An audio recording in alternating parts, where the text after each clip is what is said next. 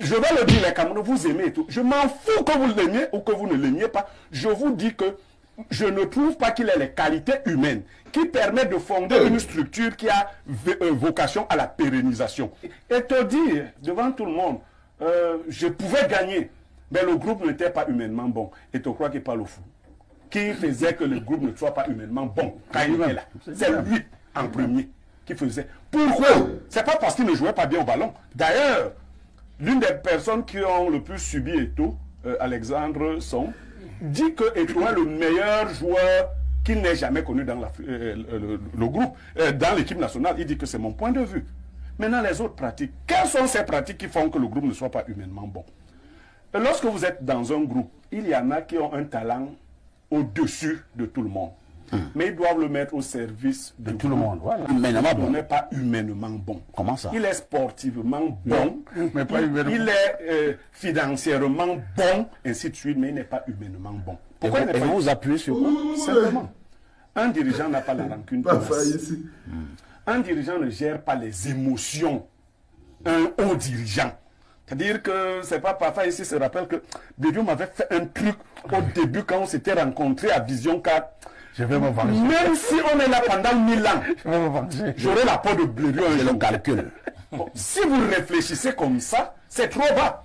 Et Eto'o s'est entouré de gens qui ne sont pas humainement bons, que moi je connais. Le groupe humain qui entoure Eto'o n'est pas bon. Lui-même n'est pas bon humainement. Parce que quand nous recoupons... Quelqu'un qui n'est pas humainement bon ne peut pas rendre les gens humainement bons. Ça, c'est ce que je lui reproche. Il ne peut pas transférer ce qu'il n'a pas. Les qualités qu'il n'a pas, ce sont les qualités humaines qui font qu'un dirigeant se mette au-dessus des intrigues, des basses querelles et autres, et qu'il regarde seulement l'objectif. Ceux qui ont vécu avec lui, il y a un livre d'une célèbre TikTokeuse, influenceuse, qui dit qu'elle était sa copine. Le gars a la rancune tenace. Bon, moi, les gens qui n'ont pas encore vécu avec lui dans la chambre viennent contredire une fille qui a vécu avec un gars dans la chambre. Elle dit que quand il est fâché de vous, il aura votre peau. Il ne pardonne pas. Et je dis qu'il faut qu'il apprenne à pardonner s'il veut être un grand dirigeant. Et j'ai conclu donc sur les églises que lui, il a contribué à créer. Les gens disent le football au footballeur depuis qu'Eto'o est arrivé. Quand Joseph-Antoine Bell était candidat contre Njoya, Mbombo Njoya, je travaillais dans un autre média. Eto'o s'est organisé pour que Mbombo Njoya ait le vent en poupe. Et l'un des lieutenants qui est avec Eto'o maintenant devait jouer, qui était l'ancien ami de Joseph-Antoine Bell, un présentateur d'émission. Il a dû couper le téléphone avec Joseph-Antoine Bell parce qu'Eto'o lui avait donné les instructions que Bell ne soit pas président de la FECAFOOT. Eto'o a installé Njoya qui ne sait pas jongler. Parce qu'il voulait diriger le football en arrière. Bon, il s'est trouvé que Njoya est tellement médiocre. Non seulement Njoya est médiocre, Njoya n'est même pas obéissant étant médiocre. Donc finalement, il a dit, je reviens prendre cette affaire. Quand vous fonctionnez par ce genre de calcul, vous ne pouvez rien bâtir de ferme et de constant. Le football camerounais, il fallait dire aux Camerounais, votre question centrale, est-ce que les lions peuvent se ressaisir? Dans l'enseignement que je pratique, on dit qu'un élève peut se ressaisir lorsqu'on se rend compte que son potentiel est supérieur à ses performances. Ça dit performe, mais on se rend compte que non. Non, les lions n'ont pas besoin de se ressaisir. Leur potentiel est inférieur aux performances que vous avez vues, c'est-à-dire un coup n'a donné plus que ce qu'il peut donner. Vous voulez qu'il se ressaisisse, ça veut dire qu'il meurt. Vous voulez qu'un coup vienne mourir, que les gens meurent. Non, ils ne vont pas se ressaisir parce qu'ils ne veulent pas, ils ne vont pas mourir. Ils ne sont pas à niveau. Et ça c'est aggravé par un coaching désastreux par embuscade. Moi je l'ai dit et des frères Bassa m'ont appelé. Non, vraiment, comme on a nommé un Bassa, et toi aussi, Nyemek, je dis mais vraiment, si les autres fonctionnent comme ça, que quand un membre de votre tribu est nommé, vous vous mettez. Mais il y a des Bassas qui sont de très bons côtes, non? Pourquoi on était obligé de me mettre son si on veut seulement que ce soit un Bassa? On ne voulait pas me mettre un Bassa charismatique, qui ne permettait pas et tout, de venir faire le même coach. Bel est que longtemps avant que son ou Eto'o imagine qu'il serait coach. Longtemps avant. Et Bel est un Bassa. Donc voilà, mais on ne peut pas le mettre parce que Bel ne peut pas être en train de coacher et un bébé, parce qu'il vient d'arrêter le football, vient avec une casquette. Non, c'est pas possible. Il va te dire, Monsieur le Président, vous restez au bureau. Et moi, je fais des choses aussi simples que ça. C'est compris, hein? Je souhaite que Eto'o soit plus humble, comme président de l'Africa Foot, comme humain, je dénie à Eto'o toute divinité. Eto'o n'est pas un dieu. Et moi, parce que j'ai la chance de n'avoir pas faim et je n'aurai pas faim, je dis qu'il faut qu'il y ait des gens toujours capables de dire à Eto'o que tu es humain, là tu te trompes. Et les Eto'o moutons qui ont écrit, écoutez, vous n'allez pas loin là, non, écoutez, qui ont dit à Kono qu'il a osé interpeller Eto'o. Je ne sais pas si on a le même niveau de compréhension. C'est-à-dire que ce vers quoi vous allez là, vous tous là, dans l'affaire où un être humain, parce qu'il a quelques milliards, moi j'ai démissionné chez un milliardaire. Il faut arrêter ce genre de... Attends, que la générosité d'Eto'o ne soit pas diabolique. Si Eto'o vous a rendu service parce qu'il a aidé Jean-Paul Akono pendant la maladie, est-ce que ça fait que Jean-Paul Akono devienne une loque humaine qui va répéter seulement ce qu'Eto'o veut? C'est même Eto'o qui devrait prendre son téléphone, appeler papa à Jean-Paul Akono pour dire que papa, je veux des conseils. Donc Eto'o ne demande plus il demande des conseils à qui? Au Teng-Teng et au mannequin, au Straponteng que j'ai vu tout autour de lui qui s'assied derrière comme des femmes. Non, mais arrêtez ça. Non, vous commencez à exagérer. Vous vous calmez là. Vous menacez Jean-Paul Akono d'avoir interpellé Eto'o. Eto'o est devenu qui? On interpelle Biya.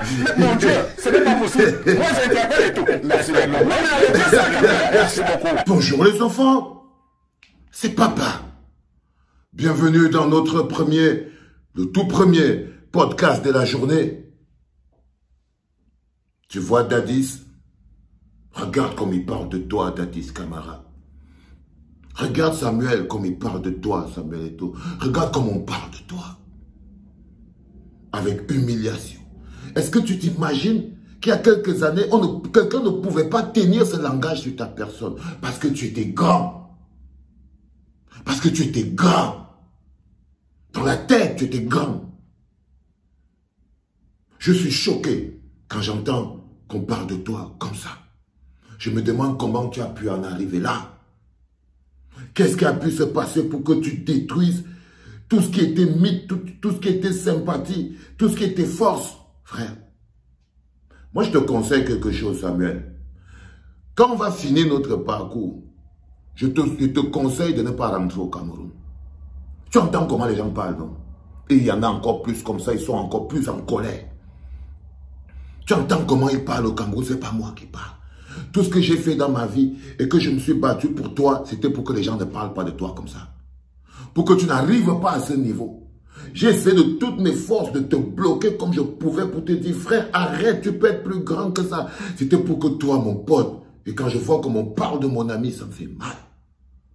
C'était pour que tu n'arrives pas à être le torchon d'une république. Parce que plus haut tu montes, plus dangereux est la chute. Plus violente est la chute. Regarde comme il parle de toi. Regarde comme on parle de toi. C'est l'image que tu as au Cameroun en ce moment. N'écoute pas ce qu'on appelle les Eto'o moutons, frère. Je me suis battu toute ma vie pour que tu évites ça. Rappelle-toi une fois, Samuel, je t'ai dit, frère, laisse l'Africa Foot là. C'est un piège à con.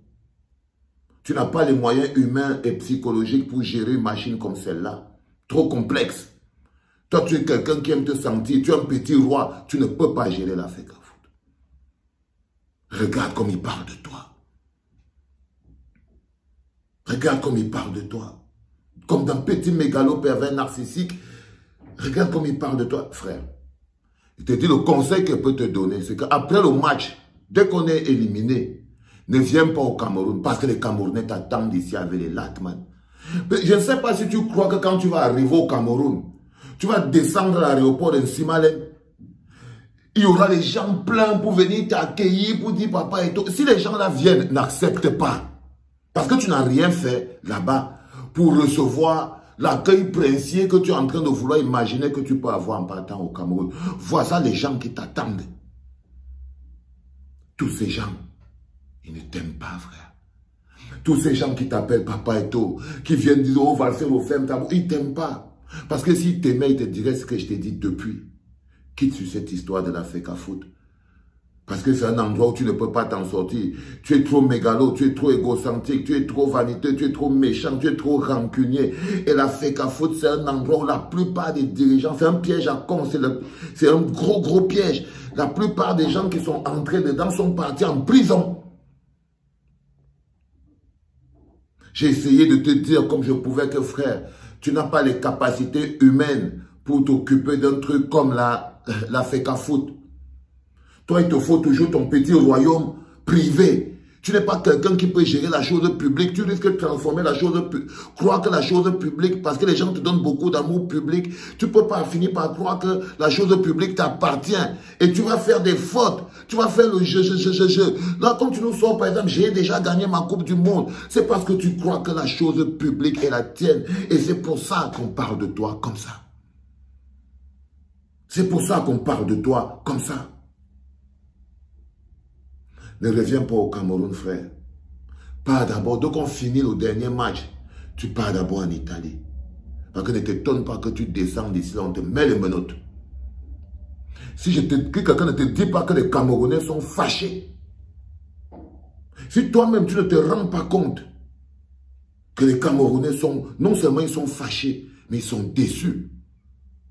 Tu crois que la plupart des gens qui viennent m'insulter là, tu crois franchement qu'ils m'insultent parce qu'ils me détestent? Non, frère. Ils ne m'insultent pas parce qu'ils me détestent. Ils m'insultent parce qu'ils savent que j'ai raison. Et que ça les fait mal. Parce qu'ils auraient aimé croire autre chose. Ils auraient beaucoup aimé croire que tu es le sauveur, que tu es le milliardaire, que tu vas tout réussir, que tu es le patron, que tu as le bon cœur. Ils auraient beaucoup aimé, parce qu'ils parlent de toi d'homme généreux. Donc chaque fois que tu enfermes un type en prison, ils ne veulent pas savoir que c'est toi qui as fait ce mal. Ils ne veulent pas accepter que c'est toi qui as mis Parfait ici qui est en prison. Ils ne veulent pas accepter que c'est toi qui as défoncé la carrière de Ngande. Ils ne veulent pas accepter que c'est toi qui as défoncé en ce moment la carrière de Nana. Ils ne veulent pas accepter que depuis que tu es arrivé là, tu as coupé plus de têtes que tu n'as construit de ponts. Ça les fait mal. Et ils mettent la tête dans le sable. Ils détestent donc la parole de la vérité. Je vous ai dit, dans une séance d'exorcisme, la première personne que l'exorcisé, le possédé, attaque, c'est l'exorciste. Dans une séance d'exorcisme, la première personne que l'exorcisé, le possédé attaque, celui que tu veux dézombifier, que le zombie attaque, il attaque d'abord l'exorciste. C'est lui qui bondit, il lui sort les gros mots. Vous voyez les films des démons. Chaque fois qu'on essaie de dézombifier, d'exorciser quelqu'un, il attaque le prêtre. Il insulte le prêtre, il insulte la famille du prêtre, le père du prêtre, il dit que le prêtre aime les femmes, il dit plein de trucs. Exactement comme vous faites. Mais est-ce que vous croyez que ça enlève le prêtre sur sa logique? Non, il le dézombifie toujours. Et là, tu vois Samuel, je veux que tu saches que voilà ce qu'il pense de toi au Cameroun. Ça, c'est ceux qui parlent. Ceux qui ne parlent pas sont encore plus nombreux. Et ça me fait mal. Quand je dis que c'est de mon ami qu'on parle comme ça. J'ai tout fait pour que tu ne te retrouves pas dans cette situation. Mais autour de toi, ils avaient trop faim. Ils avaient tous trop besoin d'argent. Ils avaient trop besoin que tu crées la mafia qui va les permettre de tous avoir l'argent. Du coup, ils ont créé des murs autour de toi pour que tu n'entendes pas la voix du vrai peuple qui te dit « Samuel, fais attention, le peuple n'est pas content. » Non. Ils te montrent plutôt les cris de leurs aïeux. C'est-à-dire qu'ils éteignent ce que le peuple pense et ils te font écouter les applaudissements de leurs mains. Ils te font écouter les applaudissements de leurs mains, frère. C'est ridicule. Tu as vu le bonhomme? Même Parfait ici. Même Parfait ici, tu te rappelles que quand tu étais à Vision 4 là-bas, ils étaient tous tes amis. Mais quand tu entends Parfait ici, tu sens que lui-même, il ne t'aime pas. Les gars, ils ne t'aiment pas dans ce pays. Ils en ont marre de toi.